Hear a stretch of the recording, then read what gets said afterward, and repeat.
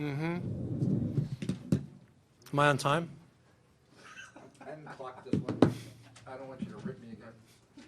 You don't have some sort of. I didn't rip you. That you came up with. It's kind of our little private thing. You used all your bullets.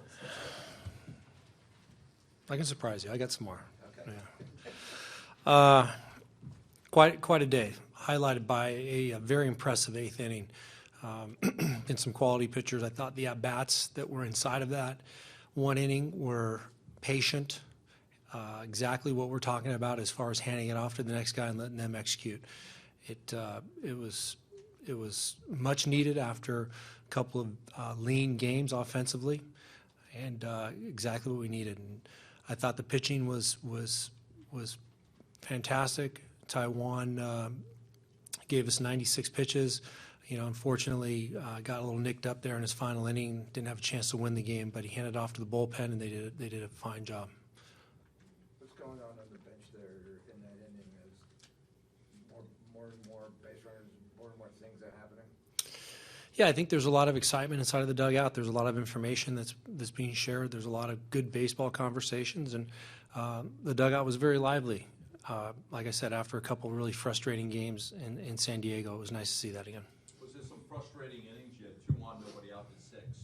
Runner on second, less than 2 outs in the 7th, weren't able to get those runs in. So were they frustrated going into that last inning? I think the guys deal with the frustration individually, but I know as a group they were very positive, talking about keep grinding, keep making it happen, keep creating those opportunities, and something's going to give. Obviously, you don't think it's going to give the way it did for 9 runs, but we were very satisfied with how the guys were creating the opportunities, and felt like it was a matter of time before we took advantage of it when we were able to finally score some runs. Goalie's at bat there, especially taking the ball the other way. He knows Romo's going to give an outside pitch.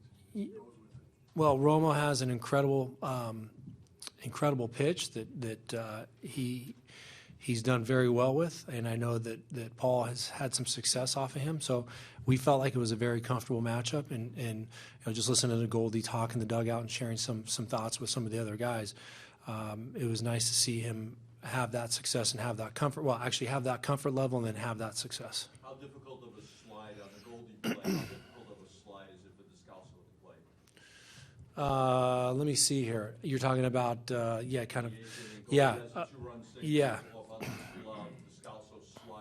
Correct.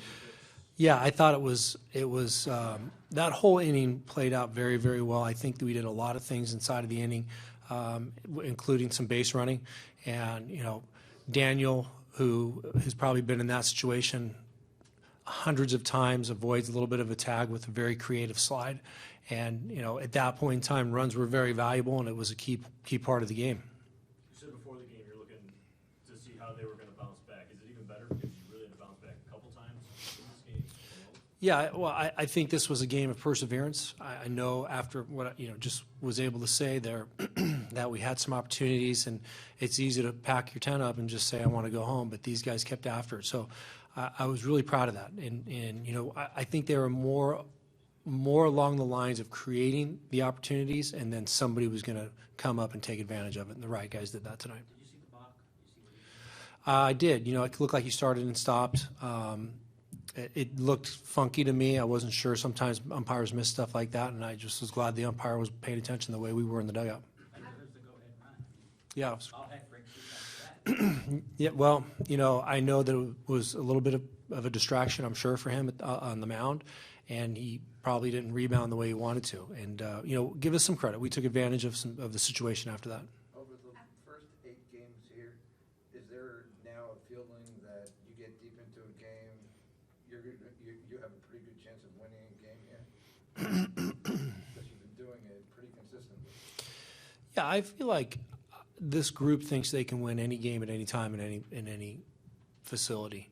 I know that there's a certain comfort that we have in playing here. So maybe there's a distinct home field advantage, I'm not sure, but I think the at-bats are good all the time. And unfortunately, we didn't play a couple good games in San Diego, but that's going to happen. So I can't make that comment yet. It's only been 8 games. Maybe if you ask me in August, I might have a better thought. Small sample sizes, we say. Yeah, too small a sample size, exactly. I need more data. From that Yeah. Was there discussion amongst them? Did you say anything? Did you say anything on step up, or they just I basically mind my own business in those situations. I don't want to create a little bit of extra pressure. I think they understand what my expectations are. So when needed, I might say something, but in that case, in that situation, I listened to the comments and I was very pleased with what they were saying. It was more along the lines of keep grinding. We're going to break this thing at one point in time, and those are the comments you want to hear. Drury and Goldschmidt have both been. I'm sorry? Yeah. You know, Archie did a great job. I failed to mention what he did. He gave us two great innings, and I know that he gave up a solo home run, but he came back in that second inning and just basically shut down that inning, which gave us the opportunity to play a little catch-up. So Archie's throwing the ball. I know that there's going to be some moments where it doesn't go the way he wants, but the way he came back and rebounded the following inning was very impressive. Drury and Goldschmidt struggled so much on that trip. Uh-huh. Come back and you mentioned Drury's double, but Yeah. kind of started it all. Yeah. Yeah, you're right. He did. He hit that double in the right center field.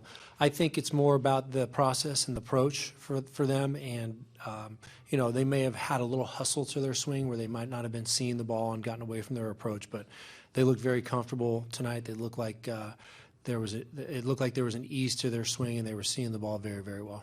When Goldie got sent back to second base, Yeah. something covered in the ground rules, because even Pollock seemed like he was talking with the umpires as he went back out after that inning. Right, right. It's a new rule that can be reviewed, and I just was a little confused in wanting to make sure that the ball was officially lodged, and they said that they had a perfect view of it being lodged. The old rule was as soon as the fielder reached for it, it became a live ball. But now, because of the replay and the ability to review those types of things, it's with such a perfect picture, they can see if the ball is lodged, and they determined it was. And as soon as the ball is lodged, instead of the fielder having to put their hands up, they're able to determine that it's lodged and make it a dead ball immediately.